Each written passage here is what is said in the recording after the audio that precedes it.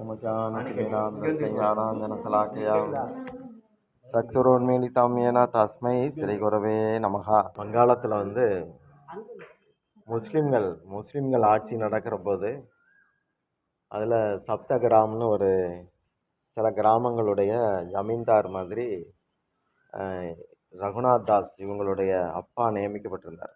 அப்பா அவங்க வகைரா குடும்பம் கோவர்த்தன் மஜும்தார்னா ஜமீன்தார் அங்கே அவங்க நியமிக்கப்பட்டிருக்கிறாங்க. ஒரு அப்போவே இவருக்கு வருமானம் ரொம்ப ஜாஸ்தி. அந்த கிராம பணம் பூரா இவங்களுக்கு வரும். அதில் நாலில் ஒரு பங்கு எடுத்துகிட்டு மீதியை கட்டணும். அந்த மாதிரி அந்த காலத்துலேயே அவங்க 10 லட்சம் 12 லட்சம் 20 லட்சம் அவ்வளவு அவங்கக்கிட்ட ரொட்டேஷன் ஆகிருக்கு. நல்ல வைஷ்ணவ குடும்பம். எந்த சாதுக்கள் அப்படி கங்கைக்கு ஸ்நானம் பண்ணிட்டு போனாலும் இவங்க இடத்துல கோயிலும் உண்டு. அந்த கோவர்த்தன் இடத்துல அதுக்கு பூஜாரி, வேலைக்கு ஆட்கள், நிறைய வேலைக்காரங்க, கப்பலாக தங்கம் வச்சுருப்பார். வைஷ்ணவர்கள்லாம் அங்கே சாப்பிட்டாச்சுன்னா 1 வருஷம் 2 வருஷம் வேலைக்கே போக வேண்டாம். அப்படி அந்த சாப்பிட்ற இலையிலேயே காசு வச்சு கௌரவப்படுத்தி அனுப்புவார். அவங்க ஒரு பெரிய குடும்பம், அண்ணன் தம்பி வகைறான்னா. இவர் ஒரே பிள்ளை, அண்ணனுக்கு பிள்ளை கிடையாதுங்கிறனால 2 குடும்பமும் இவரை ரொம்ப செல்லமாக வளர்க்குறாங்க. இந்த ரகுநாத தாஸ். அப்போது அவருக்கு சின்ன வயதுலேயே சாந்திப்பூர் அத்வைதாச்சாரியார் அங்கே வந்திருக்கிறார். சின்ன வயசுலே அவங்க அப்பாவும் போகிறது உண்டு. இவருக்கு வித்தியாசமாக அதில் ஒரு ஈடுபாடு அந்த இடத்துல. அப்போ ஒரு கிருஷ்ணனுக்காக வாழணும் அப்படிங்கிற ஒரு ஏக்கம் அவருக்குள்ளே உண்டாகுது. பகவானுக்காக வாழணும் அப்படின்னு அவருக்கு ஒரு பிரியம் உண்டாகுது. ரொம்ப பக்தியாக இருக்கிறார். சின்ன வயதிலேயே நிறைய ஆன்மீகமாக நிறைய தெரிஞ்சுக்கிறார். அப்படி இருக்கும். அவங்களுக்கு குலகுரு நம்ம சம்பிரதாயத்தில் யதுநந்தன் ஆச்சாரியான்னு ஒருத்தர். யதுநந்தன் ஆச்சாரியார் அவர் தான் இவரை நல்லா பயிற்றுவிக்கிறார், பயிற்சிகள்லாம் கொடுக்குறார். அப்போ சைத்தன்ய மகாபிரபு பற்றிலாம் கேள்விப்படுறாங்க, நித்யானந்த பிரபு பற்றிலாம் கேள்விப்படுறாங்க. நித்யானந்த பிரபுவும் அங்கே அந்த பகுதிகளுக்கெல்லாம் வர்றவர் தான். இப்போது சைதன்யர் அந்த ஏரியாவுக்கு வர்ற போது இவர் நிறையா செல்வத்தோடு போய் பார்க்குறார், மகாபிரபுவை பார்க்குறார். பார்த்து இவர் அங்கேயே ஓடிடக்கூடாதுன்னு சொல்லி 20 காவலாளிகளோடு அவங்க அப்பா அனுப்பி வைக்கிறாங்க. ஓடிட்டானா கூட்டிகிட்டு வந்துருங்க அப்படின்னு. இப்போ சைதன்ய மகாபிரபு காலில் போய் விழுந்ததும் அப்போ சைதன்யர் முகத்தை சும்மா அந்த பக்கமாக திருப்பிக்கிடுவார். இவரை ஏற்றுக்காதபடி அப்படி முகத்தை திருப்பிக்கிடுவார். எல்லாரும் சொல்லுவாங்க, இவன் தான் கோவர்த்தனுடைய பையன், ஒரே பையன், ரொம்ப ராஜரீகமான குடும்பம்னு சொல்லுவாங்க. அப்புறம் அதை காதில் வாங்கலை. இவன் ரொம்ப உருகி கேட்பான். அந்த பையன் ரகுநாத் தாஸ் சின்ன பையன் தான்.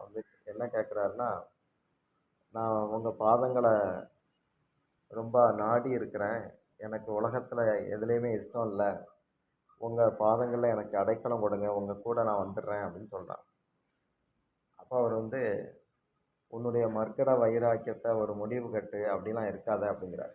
மர்க்கடைங்கிறது அதாவது 2 விதமான வைராக்கியம் சொல்லுவாங்க. பூனை மாதிரி குரங்கு மாதிரின்லாம் வைராக்கியத்தை ஒப்பிடுவார். அதுகெல்லாம் ஒரு துறவி மாதிரி தான் வாழுது. ஆனால் புலன் இன்பத்தில் அது குறைஞ்சது கிடையாது. அதனால் இந்த மாதிரிலாம் நீ இருக்காத, இதெல்லாம் தேவையில்லாதது. குடும்பத்தில் உனக்கு என்ன பொறுப்போ அதை அந்த பொறுப்புப்படி நடந்துக்க. அப்படி நடக்கிற போது உனக்கா ஒரு மெச்சூரிட்டி, ஒரு பக்குவம் வரும்போது நான் அதுக்குள்ளேயும் பிருந்தாவனம் போயிட்டு திரும்பி வருவேன், அப்போ நீ சேர்ந்துக்கலாம். இந்த மாதிரி ஒரு பெரிய ஆன்மீக முதிர்ச்சியாளன் மாதிரிலாம் காட்டாத, நல்ல ஒரு தலை சிறந்த உலகத்தான் மாதிரி நடந்துக்க. குடும்பத்தில் அப்படி தான் இருக்கணும். அவங்ககிட்ட நல்ல பேர் எடுக்கணும், பெரியவங்க ஆசீர்வாதம் வேணும், அவங்களுக்கு எதிர்த்து பேசக்கூடாது. என்ன வேலை கொடுத்தாங்களோ அதை விட பல மடங்கு நல்லா செய்து முடிக்கணும். அப்போ தான் அவன் மேலே நம்பிக்கை வரும். இந்த மாதிரி அவங்களுக்கு சந்தேகமே வராதபடி இதயத்தில் நீ கிருஷ்ணனை வச்சுக்க. ஆனால் வெளி விவகாரங்களில் குடும்ப கடமைகளில் இரு. அவங்கக்கிட்ட ஒரு பெரிய தியாகி மாதிரிலாம் நடந்துக்காத அப்படின்னு சொல்லி கண்டித்து அனுப்புகிறார். இவர் அதுக்கப்புறம் திருந்தி நல்லபடியாக ஆனதும் குடும்பத்தில் அவருக்கு ஒரு ஃப்ரீடம் கிடைக்குது. முந்தி பொத்தி பொத்தி வளர்த்தாங்க. இப்போ சைதன்யர் பேச்சை கேட்ட பிறகு நல்ல ஒரு குடும்ப தலைவன் அந்தஸ்துக்கு வந்துட்டான் நம்ம பிள்ளை அப்படின்னு அவங்க சந்தோஷமா இருக்காங்க. இப்படி இருக்கிற போது ஒரு நாள் வந்து அதாவது இவங்க பொறுப்புக்கு அந்த சப்த கிராமம் அந்த 7 கிராமங்களுக்கும் இவங்க ஜமீன்தாராக வந்திருக்கிறாங்க. இதுக்கு முன்னாடி ஒரு முஸ்லீம் இருந்தான். அவன் வந்துட்டு அவன் காலத்தில் வசூல் எவ்வளவுன்னா இதுக்கு 3ல் 1 பங்கு தான். இவங்களுக்கு எல்லாம் வாரி கொடுக்குறாங்க தாராளமாக. அப்போ ஒரு பொறாமைப்பட்டு 4ல் 1 பங்கு தான் அப்போ இவங்களுக்கு 8 லட்சம் 10 லட்சம் கிடைக்குமே. நம்ம அதை பிடிங்கிடணும் எப்படியாவது, அந்த நிர்வாகத்தை நமக்கு திரும்ப மாற்றிடணும் அப்படின்னு சொல்லி மேலதிகாரிகிட்ட கம்ப்ளைண்ட் பண்ணிவிட்டு அவங்க நிறைய பணத்தை சுருட்டுறாங்க. நானே பழையபடி அந்த பொறுப்புக்கு போக அனுமதி கொடுங்கன்னு கேட்குறான். முதல்ல விசாரிக்கணுமே, அவங்க வீட்டில் யாரையாவது பிடிச்சி இழுத்துட்டு வாங்கும்போது இந்த கோவர்த்தன் அவங்க அண்ணன் இவங்கெல்லாம் வந்து ரகசியமான இடத்துக்கு எங்கேயோ ஓடிடுறாங்க. அப்போ ரகுநாத் மட்டும்தான் சின்ன பையன் அங்கே இருக்கிறார். இவரை கைது பண்ணால் அவங்க வந்துடுவாங்கன்னு சொல்லி இவரை கைது பண்ணி முஸ்லீம் கவர்மெண்ட்டில் ஒப்படைக்கிறான் அந்த ஆள். ஒப்படைச்சதும் அவர் விசாரிக்கிற மாதிரி விசாரித்து உண்மையை சொல்கிற வரைக்கும் அடைச்சி வைன்னு சொல்லிடுறாரு. அப்போ அடைச்சி வச்சிடுறாங்க.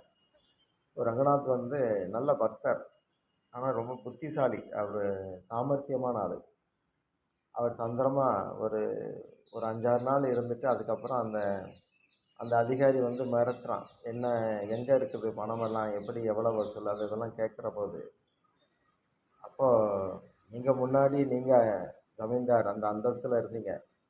நீங்கள் ரெக்கமெண்ட் பண்ண பிறகு தான் எங்கள் அப்பா எங்கள் பெரியப்பாலாம் அந்த போஸ்ட்டுக்கு வந்தாங்க. நான் அப்போவே உங்களை பார்த்துருக்கேன். திடீர்னு ஒன்றா கைதட்டி சிரித்து பேசிகிட்டு இருப்பீங்க.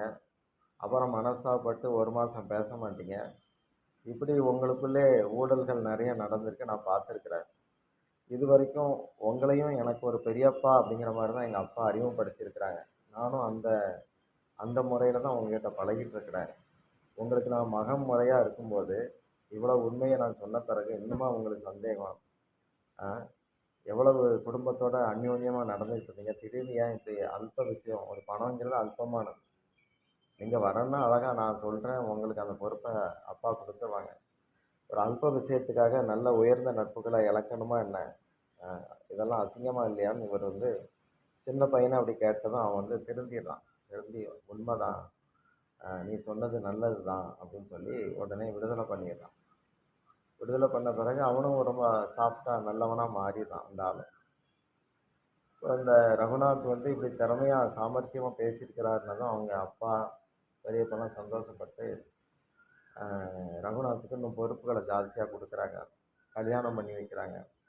ஆனால் அவருக்கு அதிலலாம் மனசு ஈடுபடலை. அதுக்கடுத்து பக்கத்தில் தான் இந்த பாணிகாட்டிங்கிற ஒரு நதிக்கரை, கங்கையோட நதிக்கரை பாணிகாட்டின்னு ஒரு கிராமம். அந்த 7 கிராமங்கள் அது ஒன்று. அந்த கிராமத்தில் இவர் நித்யானந்த பிரபு வந்திருக்கிறார். சங்கீர்த்தனம் நடக்குது.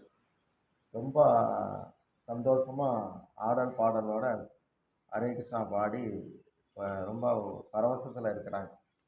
அப்போ அங்கே போகணும்னு சொல்லி இவர் ஒரு காலில் நிற்கிறார். சரின்னு சொல்லி 20 வாட்ச்மேனோட அனுப்பி வைக்கிறாங்க. அப்போ கொஞ்சம் செல்வம் இது பொருளெல்லாம் கொடுத்து விடுறாங்க. போகும்போது இவர் பயந்து பயந்து தான் போகிறார். அப்போ அங்கே பக்கத்தில் இருக்கவங்க சொல்கிறாங்க, ரகுநாத் தாஸ்ன்னு ஒருத்தன் வந்திருக்கிறான், அவன் நல்ல நல்ல பக்தன், சைதன்யனுடைய பாதங்களில் இருக்கணும்னு அவனுக்கு ஆசை, ஆனால் குடும்பத்தில் விடமாட்டேங்கிறாங்க, நீங்கள் தான் அவனுக்கு ஆசீர்வாதம் பண்ணணும்னு சொல்லி சொல்கிறாங்க. அதுவும் நிற்கிறான் அப்படின்னு சொன்னதும் இவர் உடனே கூப்பிடுறாரு. அவனை கூப்பிட்டு சத்தம் கொடுத்து அதட்டுற மாதிரி, ரகுநாதங்க வாங்க, நீ சரியான திருடன், உன்னை தண்டிக்கணும்னு நான் காத்திருந்தேன், சரியான நேரத்தில் வந்துருக்க அப்படிங்கிறார். நித்யானந்த பிரபு எப்படின்னா அவர் ஒரு வித்தியாசமான சன்னியாசி. அவர் எங்கே போனாலும் ரூபா அப்படி வந்து கொட்டுவாங்க, ஆனால் ஒன்றும் தொட மாட்டார். அவர் பாட்டு போயிட்டே இருப்பார். அவர் பாதத்தில் சமர்ப்பிப்பாங்க பணக்காரங்கள்லாம், அவருடைய ஆசீர்வாதம் இருந்தால் போதும் அப்படின்னு சொல்லி. ஆனால் பக்தியோடு கொடுப்பாங்க, அவர் கண்டுக்க மாட்டார். அதெல்லாம் சங்கீர்த்தனத்தில் செலவு பண்ணிங்க அப்படின்னு சொல்லி சொல்லிடுவார், பிரசாதத்துக்கு அது இருக்கு. அப்போ அதே போல் தான் ரகுநாதும் வந்து கொடுக்குறார். வந்ததும் நமஸ்காரம் பண்ணி காலில் விழும்போது அந்த தலையிலேருந்து அப்படி முதுகு பக்கமாக அப்படி காலை வச்சு அமுக்கிறார் நித்யானந்தர். அப்போ எல்லாம் ஹரிபோல் ஹரிபோல்னு கண் கண் கலங்கி குரல் கொடுக்குறாங்க.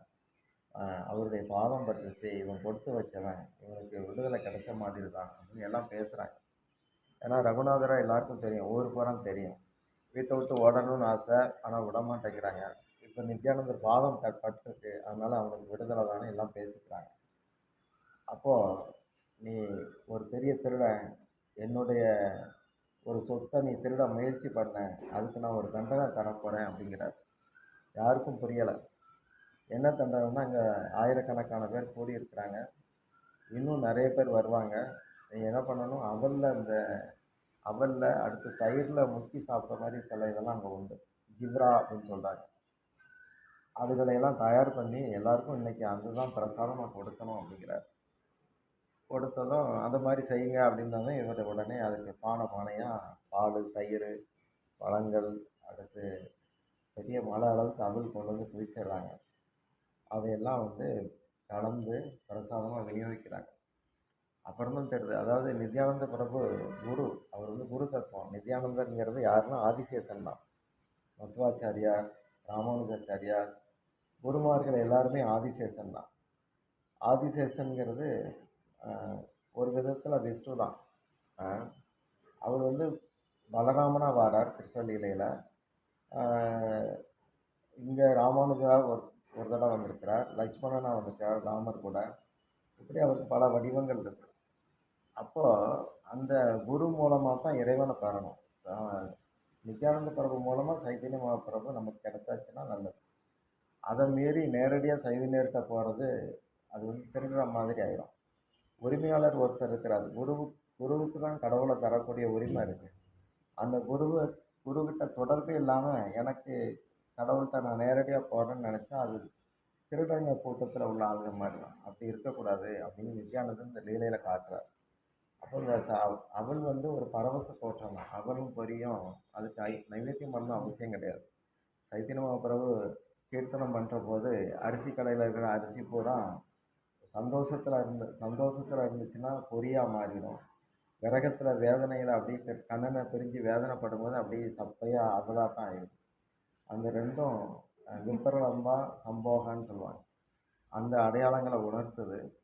அதனால் அன்னைக்கு இதை பூரா விநியோகம் பண்ணி இன்றைக்கி வருஷம் அது நடக்குது. அந்த பாணிகாட்டி கிராமத்தில் லட்சக்கணக்கில் கூடுவாங்க, ஆற்றுல குளிச்சுட்டு சங்கீர்த்தனம் பண்ணுவாங்க. நம்ம சும்மா கொஞ்ச நேரம் பாடுறோம், அவங்க 10 மணி நேரம் 12 மணி நேரம், சில சமயம் 3 நாள்லாம் உட்காந்து தொடர்ந்து பாடிட்டு அதுக்கப்புறம் சாப்பிடுவாங்க. இப்படி ஒரு வைராக்கியமான நிகழ்ச்சி இது. நமக்கு அந்த அளவுக்கு வைராக்கியம் வருமானு தெரியல. இருந்தாலும் அந்த நிகழ்ச்சிகளை நம்ம இன்றைக்கி நினச்சி பார்க்குறோம், அவ்வளோதான். ஆன்மீகம்ங்கிறது ஒரு பிக்னிக் மாதிரி கிடையாது. ஆன்மீகங்கிறது ரொம்ப ஒரு உயர்ந்த விஷயம். அதை வந்து நாம் நல்லா இந்த நாளில் நம்ம பயன்படுத்திக்கிறோம்.